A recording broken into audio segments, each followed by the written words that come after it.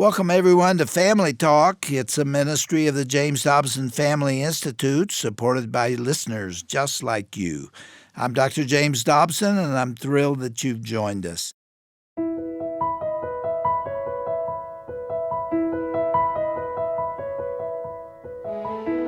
The beautiful days of summer are a very popular time to get married. Couples who get engaged around the holidays rigorously plan for that special day anywhere from May until August.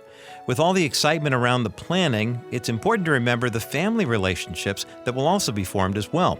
The relationship with the new in-laws, in particular, is what we want to focus on today and tomorrow here on Family Talk, a production of the James Dobson Family Institute. I'm Roger Marsh, joined now by our host, psychologist and best-selling author, Dr. James Dobson. Doctor? Thank you, Roger. All too often young couples get swept away by their own romantic excitement and enthusiasm, and they don't realize until the honeymoon is over that they now have to find that delicate balance between their spouses and their in-laws. They begin to realize that when you get married, you're not just marrying the other person, you're saying I do to the entire family as well. That's why we're using the next two programs to air a past interview with a guest who has meant so much to our family over the years. She's Mrs. Annie Chapman. Annie and her husband Steve are musicians, and we've worked with them through the years. I love these folks, and I love their kids. They're all very talented musicians who travel around the country and use that talent to share the love of Christ and really emphasize the importance of marriage and family. In fact, years ago, when I would speak at different venues, Steve and Annie would often come to sing at those events. Yes. And they always had a way of touching my heart with their beautiful music. Oh, yes, Doctor, I love their music too, because their lyrics are so encouraging, especially in the areas of marriage and parenting. Yeah, these folks write lyrics right out of their lives, and they go straight to the heart. Steve and Annie have been married since 1975. They have 2 grown children and a growing number of grandchildren. And they've also written a number of very good books on marriage and parenting, and I urge you to get them. One of them's called I Love You and I Like You, How to Be Married and Still Be Friends. At the time of this recording, Annie had just written a book specifically about the relationship between a mother and her daughter-in-law, because that can be one of the tougher relationships to navigate. It's called the mother-in-law dance. Can 2 women love the same man and still get along? What a great question. And in fact, Annie is going to answer it for those that listen to the rest of this program, because she addresses it head on. This is sage advice for a new mother-in-law or a soon-to-be mother-in-law. Well, Doctor, I'm sure it is. So let's tune in right now as we hear your conversation with Annie Chapman about this very issue on today's edition of Family Talk. Well, you've written a book, Annie, called The Mother-in-Law Dance. Can 2 women love the same man and still get along? And, man, there is great practical stuff in this book. It comes out of life, doesn't it? It It does. comes out of experience, and it comes out of your research on this subject. Let's go right to your subtitle. Okay. And you ask a question there. Can 2 women love the same man and still get along? They can, but not without a whole lot of work, because he is the prize. And you've got the mother who has just poured her life into this kid and loves him and wants that prominent place in his life that she's always owned. And now you've got another woman that's encroaching on that and says, no, he's mine. For those 2 women to get along, someone has to give. And so the reason I call it the mother-in-law dance is because that's exactly what it is. When you first learn to dance, you step on toes, and it's supposed to look good. You're supposed to do this with a seamless kind of effort. But when you first learn to dance, it doesn't look that great, and you spend a lot of time looking at your own feet. And it's easy to hurt feelings and get hurt. And the mother-in-law is the one that has to yield. She does. I have a chapter, Who's to Lead in that dance. Yeah. It is the mother-in-law because she is the older one. And scripturally, wife trumps mom. I mean, he's supposed to leave and cleave. And what's the daughter-in-law's responsibility? She is to honor and respect her mother as she would his mother, the same way she would her own. So it's not like one gets off totally, but as far as the leading in that, it's the mother-in-law backs off and lets them have their home. Now, I don't do this often, but I'm going to read from the first chapter of this book. It's called May I Have This Dance? The candles are lit. The room glows with a soft yellow hue. The groom, the pastor, and the wedding party are in place at the altar. Suddenly the air is changed from the sweet stillness of anticipation to the first notes of the beautiful music chosen for the wedding processional. As the doors swing open, the bride's heart races at the sound of the melodic cue to make a long-awaited, slow walk down the aisle of matrimony. But as the song plays, the lovely bride does not realize that she is not the only lady in the room who has been cued to the music. Her mother-in-law-to-be is also called to respond to the melody. When the young woman in white moves gracefully with the music toward her chosen one, the song calls for the mother of the groom to graciously step to the side. In reality, the wedding processional is not just for the bride, but it's also a cue for a lifelong dance to begin for two special women in one man's life. Annie, that's beautiful. That's poetic. Thank you. And Thank you. It really does describe what happens. And, it goes on from there with the minister turning to the father and say, who giveth this woman to this man? And when he says, her mother and I, he is, in effect, transferring the responsibility for this daughter that he and his wife have loved. What could be more intimate than birth? And yet they step aside. Yes. And they when, pass on the responsibility. And when my son said, I do, I was done. And that is a sad moment for a mother. But I love my son enough to step back. And ultimately, that's what a mother will do. She will step back, not because she's such a good person, but because she loves her son enough that she wants his life to be good. And if she doesn't understand that and doesn't do that, she can create chaos in the little family that's just been brought together. Oh, yeah. The same qualities that make you a terrific mother to small children are the same qualities that can make you a terrible mother to adult children. That same, that mommy faucet that's just open, where you want to instruct and correct and cajole and caress, all those things we do for them when they're small. If you don't learn how to turn that off as they become adults, you really do make their life difficult. You wrote in this book something that I hadn't thought of before. Even though this is the son that you bore, that you love with all your heart, and that love hasn't changed, yet you can't even hug him anymore in the same way. Why? That's right, because there's another woman there. There's another woman between them. And he belongs to her. He does. He does. And that's not a bad thing. That's what you wanted. You want him to have a happy life and a good family and all of that. And so, you do that. You back off for his sake. Or you should. You should. But it's hard to do, isn't it? It is very hard. The dance is not easy for either generation. Right. What I do, I liken a mother to a mighty river. Now, you think about when the pioneers created their communities and were building towns, very often they would choose an area that was in close proximity to a river.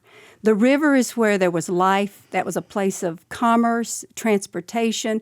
Sunday afternoons, they'd go down to the river because it's cool and there was recreation there. That river was an incredible asset to that community until it overflowed its banks. Yeah. And that same river that brought life to a community brought destruction to property and eroded the banks and drowned innocent life and flooded crops because it left its boundaries.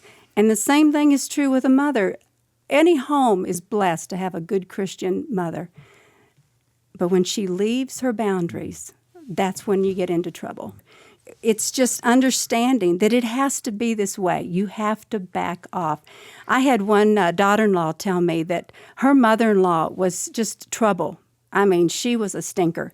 She told them how to raise their kids, where to go on vacation. She told her how to vote. And she said she was so intrusive in their lives. But one day, on her husband's birthday, she sent her mother-in-law a dozen red roses. And with those roses, she sent a card that said, "Thank you for all of the hard work you did in raising your son, my husband. Because of your diligence, I'm married to an incredible man."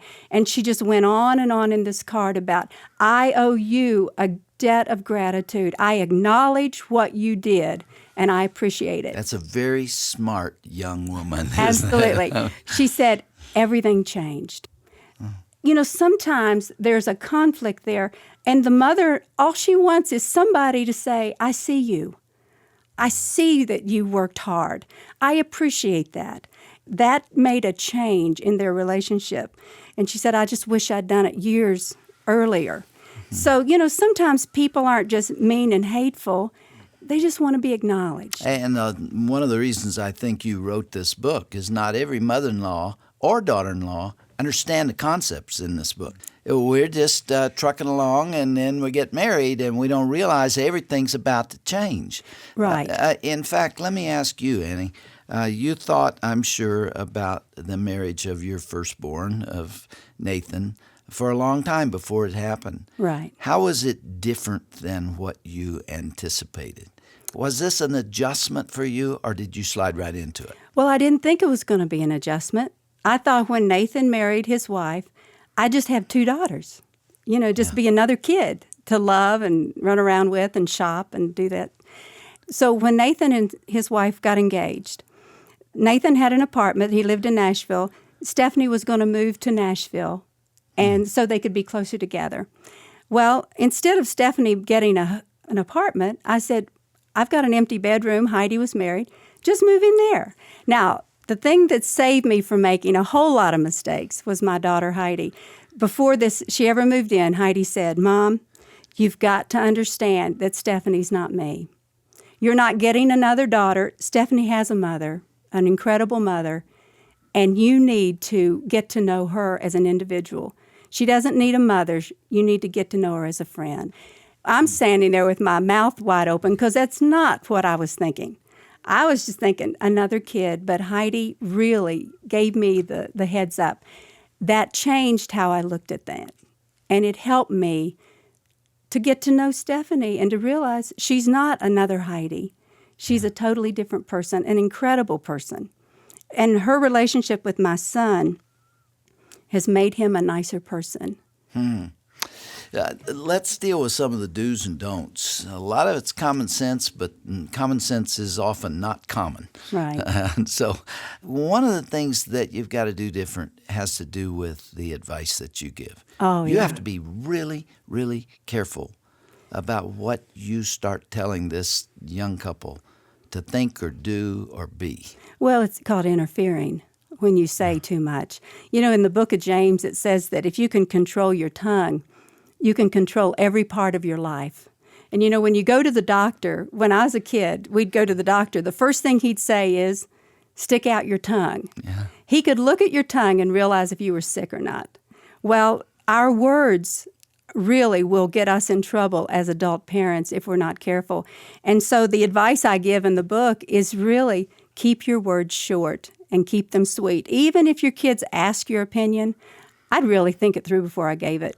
If you want to stay out of trouble, just keep all your conversations with your adult children to these 3 words. Whatever they say, you just say, "Really?" Or "Sure," or "Wow." I mean, that takes care of everything. It makes for a very boring conversation. Yeah, but it keeps you out of trouble. Yeah. But keeping our words, and that's not easy to do because what as parents, you know, our job is to tell them how to live.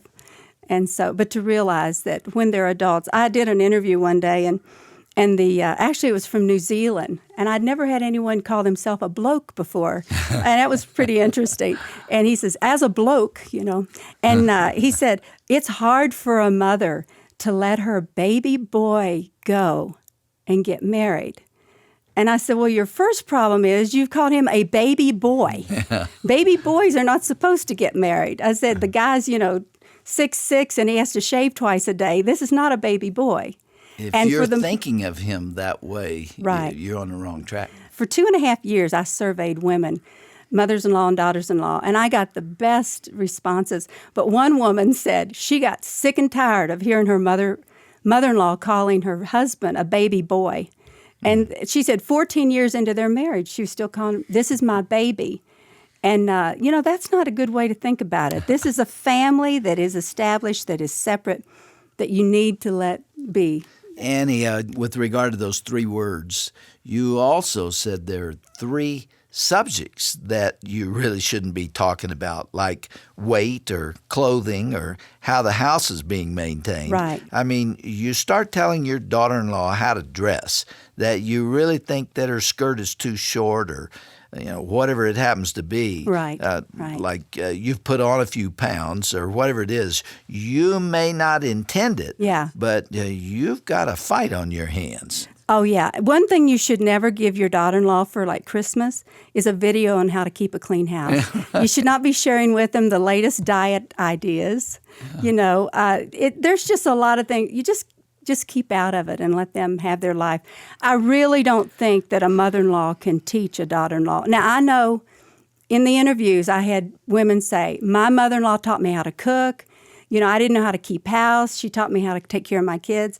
That's just really good, but that had better really be solicited. Well, you do it by modeling. Yeah. I Shirley learned to cook from my mother, but not because my mother pointed her finger at her and said, this is the way you do it, but because Shirley got in the kitchen with her and watched her and became a great cook herself. Yeah. Well, the best gift you can give your kids is to let them have a home and to be separate from you. I really think every day I have to make a choice as a mother-in-law and even as a daughter-in-law. Every day you make the choice. Am I going to be flexible or am I going to be pitiful? And, when the holidays come and, there's that coveted Thanksgiving Day that everybody wants Thursday, somebody has to have a different day. And so I have just decided that I'm going to be flexible. I'm going to be the one that's flexible. And I'm going to take whatever day they'll give me. And it's just a decision I've made because... And why not? Why does it have to be on Thursday? I know. I mean, it could be a week earlier or a week later. It doesn't have to be that way. That's right. We've decided to celebrate occasions rather than dates. And it just makes life a lot easier on our kids when they're not being clamored for specific dates. You're actually giving your children a gift when you give them a guilt-free holiday like that. Now, my mom and my mother-in-law used to get together. They'd call each other and say, okay, I want Christmas Eve or I want Christmas Day. And it really took a lot of the pressure off of us to see our parents get along. And not everybody's willing, to get along, but it sure helps when they're willing to. Annie, there's so much to talk about here. We've been concentrating, maybe intentionally and maybe not, on the mother-in-law, daughter-in-law relationship. But then there is also the other relationship between a mother and a son-in-law. We haven't talked about that. You're almost implying that this is 2 women in the kitchen, sort of, in a way of thinking. But there is also that cross-sexual relationship as well. Well, I thought about including that. But, all the jokes that you hear about mothers-in-law, they're always directed to the son-in-law. Yeah. Those are the jokes. You don't ever hear a joke about a mother-in-law and daughter-in-law because it's not a funny thing. It's not a laughing matter. It is a laughing matter. You can laugh about the it. other, but you can't laugh about mothers-in-law and daughters-in-law. Well, Annie, we're almost out of time, and kind of put a wrap on it. What's the last thing or the most important thing that you want to say? Maybe it summarizes what we've been saying, or maybe it's something new. Well, as I just would say to a mother-in-law or daughter-in-law that maybe is in a difficult situation, that they would look to Jesus to be their help. There's only one place in the Scripture where Jesus describes himself, and that's in Matthew 11. And he says, "Come unto me, all you labor and are heavy laden, and I will give you rest. Take my yoke upon you and learn from me." Now, this is when Jesus tells us what he's like. Yeah. "I am gentle and humble in spirit, and I will give rest to your soul. For my yoke is easy and my burden is light." In this world, we will all wear a yoke and we will all carry a burden. But the choice is it Jesus' burden and is it his yoke, which is easy and pleasant, or ours, which is pretty hard to handle? And so I would just say, if as a Christian, I say I want to be like Jesus, well, there's the formula right there, to be gentle and humble in spirit. And I think you can get along with your in-laws better if you take that approach. And if you deal that kind of gentleness and compassion to another person, you're likely to get it back. Yeah. We are out of time, but we're going to pick up right here next time. Our guest is Annie Chapman, and she's the wife of Steve Chapman, and they are a musical family. And the book that Annie has written is The Mother-in-Law Dance: Can Two Women Love the Same Man and Still Get Along? And though it doesn't say so on the cover, the answer is yes, but just barely. Yes, if you work hard at it, there right? You go. That's right. We'll pick it up next time, Annie.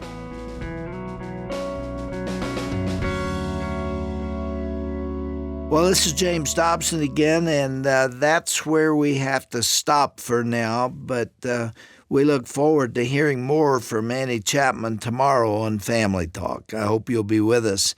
In fact, we'll dig in a little deeper to this topic and hear from several women who share some pretty raw emotions about their own experiences as both mothers and others who are daughters-in-law. Well, that is certainly a program our listeners are not going to want to miss, Doctor. And if you are about to get married soon, whether maybe it's you or someone you know, why not consider getting a copy of Annie Chapman's book called The Mother-in-Law Dance? It's a great resource for any new bride or bride-to-be. Also makes a great gift, too. Click on the link on today's broadcast page at drjamesdobson.org/family talk for more information on the book called The Mother-in-Law Dance. You know, Father's Day was just a few days ago, and that role a father plays in his children's lives is so incredibly important. A dad can help ensure strong spiritual, physical, and emotional growth. Sadly, though, many children have grown up without a father or a father figure in their lives. As believers and as men, we really need to come around each other to help support and encourage each other in this role of fatherhood. And our goal here at the Dr. James Dobson Family Institute is to walk alongside men so that we can become the great fathers who set a godly example for our own sons and daughters. Now, if you'd like some biblical guidance and tips about how to invest in your child's life, I encourage you to sign up for our brand new free 5-day email series called Dads, It's Time to Step Up. You can sign up by clicking the link at the bottom of today's broadcast page when you go to drjamesdobson.org/Family Talk. That's drjamesdobson.org/Family Talk. Trust me, you'll be glad you did. Well, I'm Roger Marsh, and you've been listening to Family Talk, the voice you trust for the family you love. Be sure to join us again next time when Dr. Dobson continues his conversation with Annie Chapman about the delicate mother-in-law relationship, right here on Family Talk.